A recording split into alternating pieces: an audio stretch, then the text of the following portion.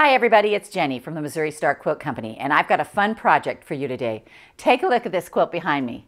Isn't this great? This is Ararat the elephant, and Ararat came to live at the Kansas City Swope Park Zoo in early 1930s, and it wasn't long before one of the quilting ladies wanted to make a quilt that featured Ararat. Well, when the quilt was featured in the Kansas City Star, then the Republicans loved it so much they hung it on their convention center. And of course, then the Democrats cried out for a donkey. So there was an elephant, and the very next month there was a donkey featured as well. And so I want to show you how to make them because they are just so fun. They're pixelated quilts, so you know they're super, super easy. So to make this quilt, what you're going to need is 3 packages of 5-inch squares, and we have used Grunge Basics by Basic Gray for Moda. You're also going to need some background squares. These are all just squares because again it's pixelated, and you're going to need 2 packages of 5-inch background squares. You're going to need a ½ yard for this little tiny border here, and then out here our big border is not very big.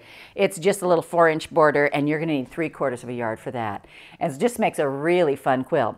Now, the only block you really need to know on this quilt is the half square triangle, because the half square triangle block is what forms the shape of this elephant, and it makes his trunk. And on the original pattern, I think there was even a tusk, and I mean, you can see his little toes. And so you're going to want to watch your color placement, because the little toes, we made them all the same color so they would stand out. He also has this blanket saddle type of thing on him that, I mean, it's just really, really fun how they did it. So let me show you how to do the half square triangle that we did on this. What you're going to do is you're going to lay out your colors, and you're going to decide which ones you want to be half square triangles. Then what we're going to do is we are going to take this 5-inch square, and I'm going to press a line, a sewing line. You can draw the line if you want, or press the line.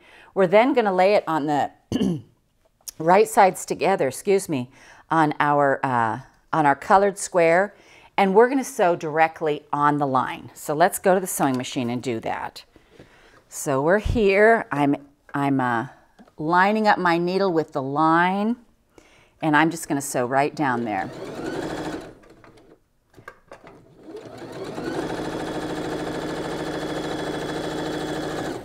When you actually draw the line and sew on the line, it keeps your square the same size. So this square isn't gonna go down to 4.5. It's gonna remain a 5-inch square. And because this part that we're gonna cut off is so big, I'm gonna sew another line about a ½ inch over, so that I can save those for another project. I hate that waste, so I'm just going to pull that over, and we're going to save that for another project. So I'm going to trim this off right here, right in between.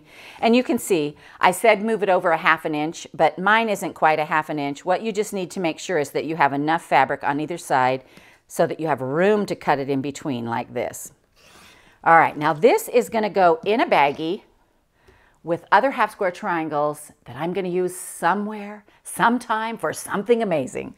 So now we have this one right here, and we're just going to press it open. We're going to keep our seam to the dark side, so set your seam.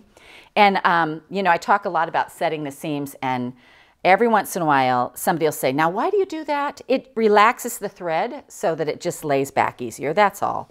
It's not 100% necessary, it just relaxes the thread. So once you get your half square triangle all pressed and you're ready to go, this is really a pixelated quilt, and pixelated just means squares.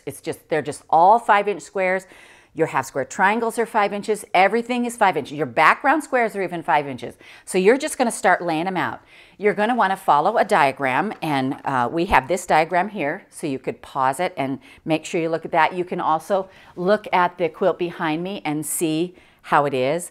And I mean, it just goes together quickly and fun, and it's such a fun, happy quilt. Now, we normally just have one quilt for you, but today, because of the story you heard about the donkey, his name is Get-App. And so we have the donkey quilt for you as well. So now we have Get-App. Take a look at Get-App. Isn't he adorable? He's just so cute, cute little donkey. Now to make Get-App, you're going to need 3 packs of 5-inch squares, and we have used the Toscana chips from Northcott to make Get-App.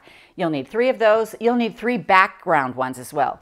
Gidap has a little bit more top space up here, so he requires a few more background squares. And you're going to need 3/4 of a yard for this inner border and a yard for this outer border. The outer border is a little 4-inch border, so they're basically the same. You're actually going to make them the same way. Again, he's pixelated. It's lots of squares and a few half square triangles, and you know how to do those. And look, he's got... They just make his shape. His little saddle horn, he's got his little ears right there. I mean, he's just so cute. So whether you choose to make Gidap or Ararat or even both, have fun with these. And we hope you enjoyed this tutorial from the Missouri Star Quilt Company.